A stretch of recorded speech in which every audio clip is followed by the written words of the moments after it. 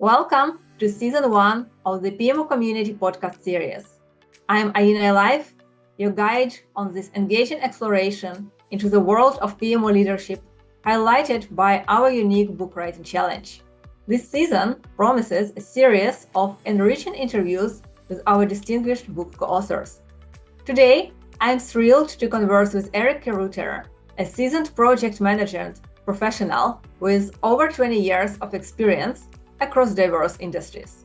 Currently, Erik serves as a senior project manager at the American Marketing Association and is a founder of Human-Centered Success, promoting inclusive leadership.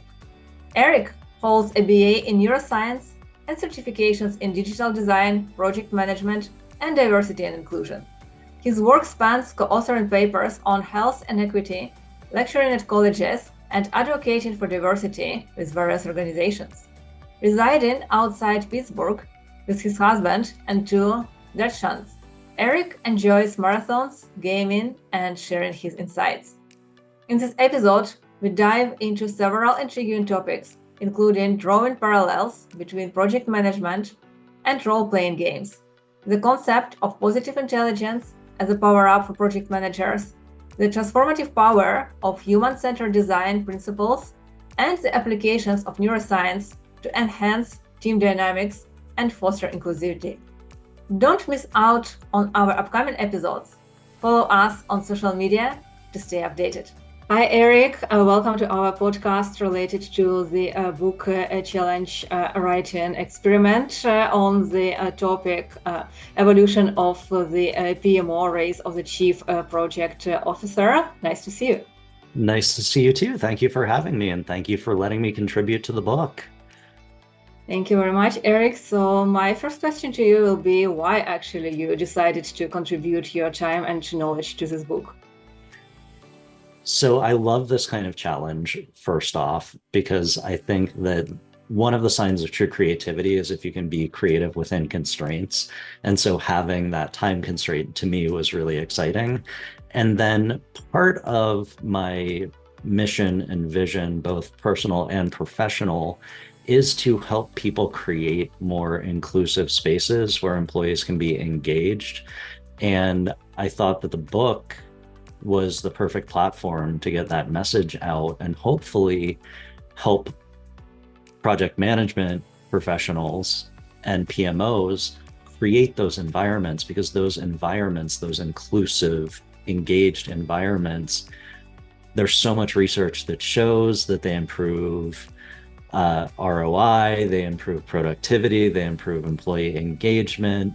So your projects are going to, of course, benefit if you have one of those types of environments as opposed to one that's super pressured and exclusionary and toxic. So my thought was, I'm going to contribute thought leadership to this, and hopefully someone, even if it's just one person, will be able to change the environment around them. And then, that's the start of an evolution and a revolution. You mentioned in your chapter the term positive intelligence, or PQ. So could you explain how this positive intelligence acts as a power up for project managers and their teams and maybe the leadership on the top of them? Right. So positive intelligence was created by Shirzad Chamine, who is a New York Times bestselling author, a Stanford lecturer. I mean, he's got a list of accolades, 8 miles long. And the core concept is that we all have the capacity for positivity. And I'm not talking about toxic positivity. I'm not talking about ignoring problems. I'm talking about the ability to see problems not as problems, but as gifts and opportunities. So when you are able to adopt this mindset, and part of adopting this mindset is rewiring the neurons in your brain, because we are trained and actually built to have a negativity bias because that's what helped us survive. So if we can overcome that negativity bias, and then instead of when a problem arises on a project because oh, that never happens. We never have problems, right? We always have problems. So if we can look at those problems and say, this isn't actually a problem, this is an opportunity to adjust, evolve, change the way that we're doing things. And we can take that and make that into something that benefits not only us as project managers, but the people around us. Then we're utilizing positive intelligence and we're improving the environment around us at the same time. And at its core, what it is about is recognizing the ways that we get in our ways and we sabotage ourselves in our thought processes, quieting that down, quieting down our limbic system, and really engaging our higher level executive functioning in our brains, which is what is responsible for collaboration and innovation and all of those good things that you want on a project. So positive intelligence really can be that power up that teams need to succeed. And when you are utilizing this, you're also seeing higher employee engagement. You're seeing more, again, collaboration. I keep using that word, but it's because by its nature, positive intelligence is about collaboration and connection. Yeah, totally. And I really like that you brought the term toxic positivity, and definitely it's not about that. And I remember the case years ago when I was a Scrum Master before I became a coach. So I had a coach and I ran a meeting where I completely failed. And then I go to my coach, like being broken and devastated. And she asks, so how was it, Aina? And I was like, I failed completely. I screwed it up. And she's, oh, it's so awesome. I'm so happy for you. So you have lots of lessons learned. Why are you so upset? But that's like toxic positivity, because we aim in Agile to fail fast and to learn our lessons, but failure is always terrible, and it's always hard to accept the failure. So yeah, and this is about recognizing, yes, failure is going to occur. There are going to be terrible moments, and you're going to have that moment where you feel like your hand is on the hot stove. The point of positive intelligence is not to say, no, your hand was never on the hot stove. That didn't happen. You didn't burn yourself. It's to say, okay, let's get your hand off quickly, recover faster, so that you can actually not get stuck in that negativity trap, but you are able to say, okay, this bad thing happened. And yeah, it was bad, but what I can take from that is, and what I can make from that is, but it's not that toxic positivity of ignoring the fact that the negative thing happened, because you can't learn if you don't recognize that the negative thing happened. So I really think that it's a pretty powerful methodology, and just the act of reframing things from problems to opportunities is incredibly powerful, particularly on project teams. Absolutely agree. But first we need to acknowledge the problem and then reframe it into the opportunity, and that is the key. Right. And that's hard for a lot of people because we are taught that problems are problems and problems become issues. And then issues are, something burdensome to address. But if you look at it as, okay, this problem has become an opportunity, and isn't that joyous? Because an opportunity by its nature is giving you the chance to do something even better. So just the shift in that mindset can really shift the dynamics in a team. But if you go in and you're like, everything's fine, everyone's happy, nothing's going wrong, you're going to lose trust, you're going to lose credibility, and people aren't going to want to work for you. And yeah, maybe it's slightly better than going into a supervisor and environment where everybody's complaining all of the time, but it can be just as damaging. Could you share an example of a project team or project manager who significantly benefited from applying the positive intelligence techniques? I mean, I'm going to use myself for an example. Because firsthand experience with this, and maybe maybe this is too much information, but I am an open book. For most of my adult life, I've really struggled with anxiety and depression issues. And while positive intelligence hasn't, absolutely cured those for me, it certainly helped. And what I have found is that I have been in project situations. We run huge events at my day job at American Marketing Association. And at events, nothing goes to plan. It's just the nature of the beast is that something's going to happen with attendees, something's going to happen with the facilities, something is going to go askew. Before I had positive intelligence in the mix, I would get super anxious. My team would be able to tell they would get anxious, and I was less effective because I was losing so much energy to that anxiety.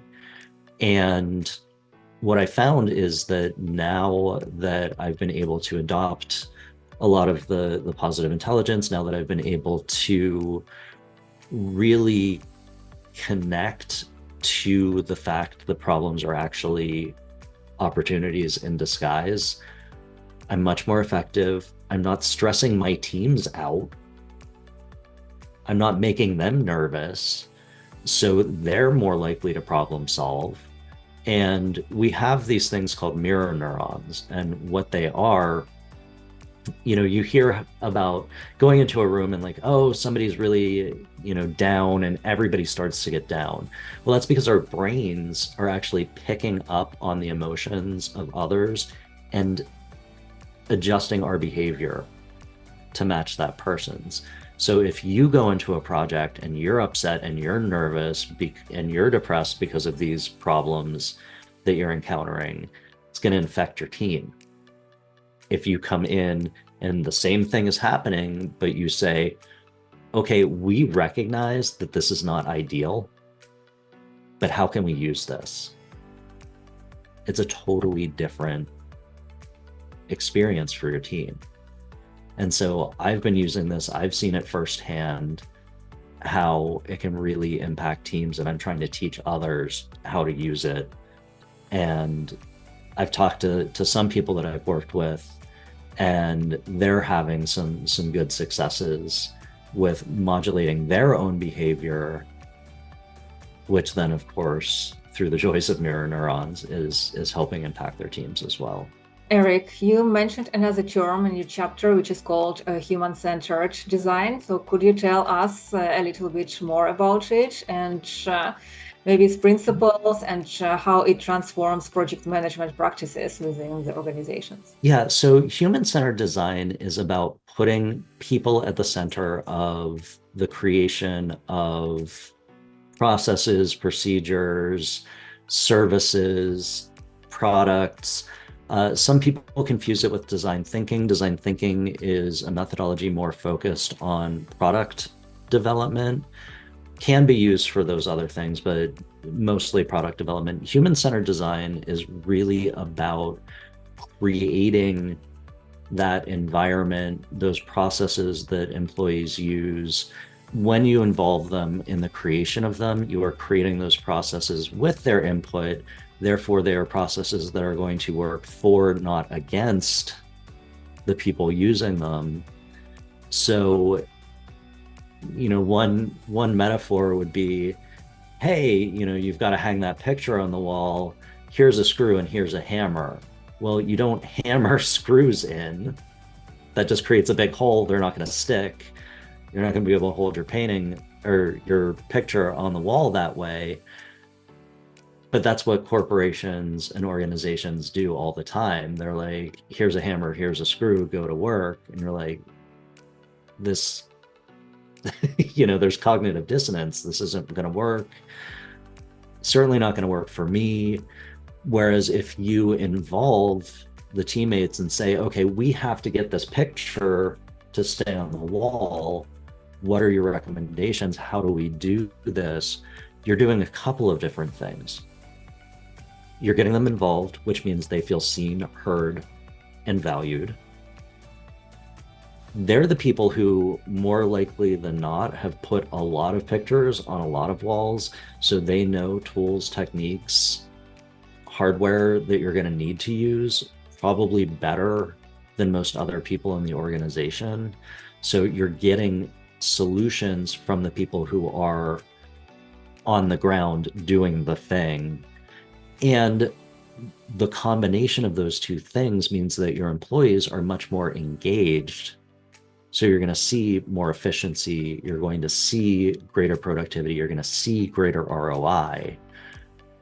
So you're really doing this methodology to help the organization, to help you as a manager, and to help the people who are under your guidance.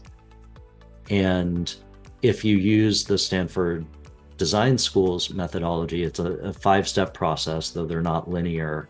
And you empathize with the people you're designing with, then you really define the problem, because empathy is pretty big. So then you want to narrow it down and define what's actually needing to be solved for. Then my favorite part is ideating, where you just generate a massive, metric ton of ideas, and then narrow it down to the one or ones that you're going to pursue as the solution. Then you build that solution, whether it's a rough sketch or, a more high fidelity model, and then you test it. And you're involving the people that are going to be using this at every single step of the way. And that's where it's really similar to design thinking. But again, if you involve the people who are going to be using the processes, the procedures, etc., in the creation of them, you're creating buy-in. So it's also a really effective change management strategy, which is super important. And, we saw this at American Marketing Association in real time, because the PMO was newly formed. I was the second employee in the PMO, and we came out of the gate really hot, and we're going to do this and we're going to do that, and we're going to have you fill out these project forms. And what we found is that people just did not want to work with us. And so my supervisor and I decided to run a human-centered design sprint and build the PMO with people who were on our project teams.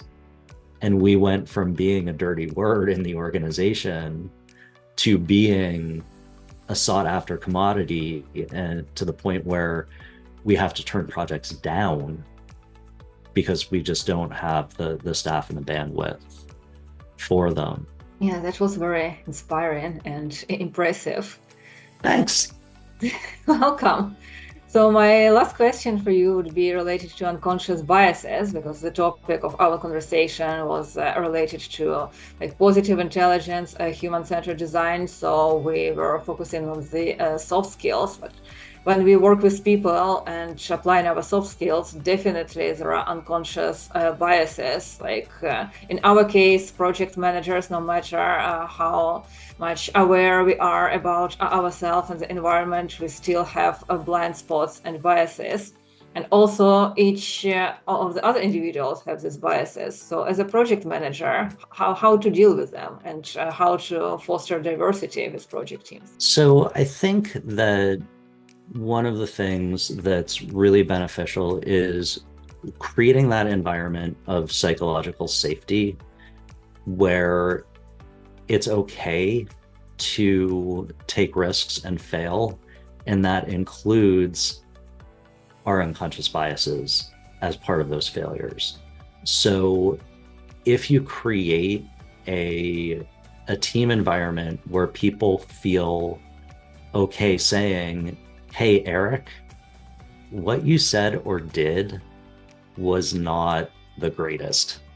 You really didn't take into consideration this population of people, or, the way that you said that could seem like it was very gendered or, whatever the topic is, then you have an opportunity to address unconscious biases in a non-punitive way.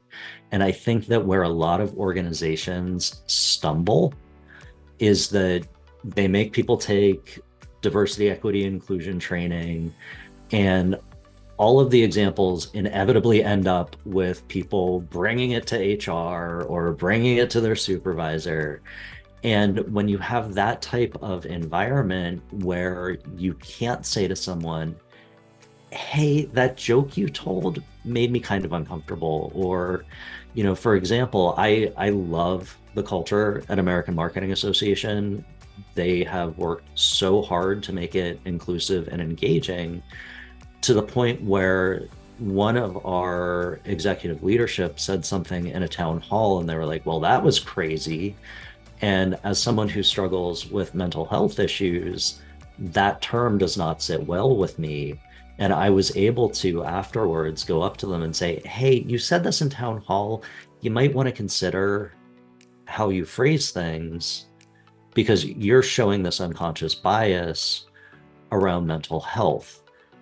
And I was able to do that without, having an anxiety attack about approaching an executive level person and calling them in about their phrasing. So if you are able to create that environment where people feel safe and comfortable having an open dialogue, then you're going to have much less impact, negative impact, from the inevitable unconscious bias rearing its head. So it really is about creating environments where people feel safe, where they feel comfortable talking about what's going on in their heads, what's going on within the team. And if you can do that, then when you inevitably do have these failures, they become gifts and opportunities. Thank you for tuning in the PMO Community Podcast for this enlightening discussion with Erik Rueter. A special thanks to our volunteers at the PMO Community Podcast for making this episode possible. Stay tuned for more captivating insights and interviews in our upcoming episodes. Don't forget to follow us on social media to stay updated. If you find this episode valuable, please remember to like and share it. Feel free to reach out to me on LinkedIn with any questions or requests. And for all the latest updates, make sure to follow us at our social media provided.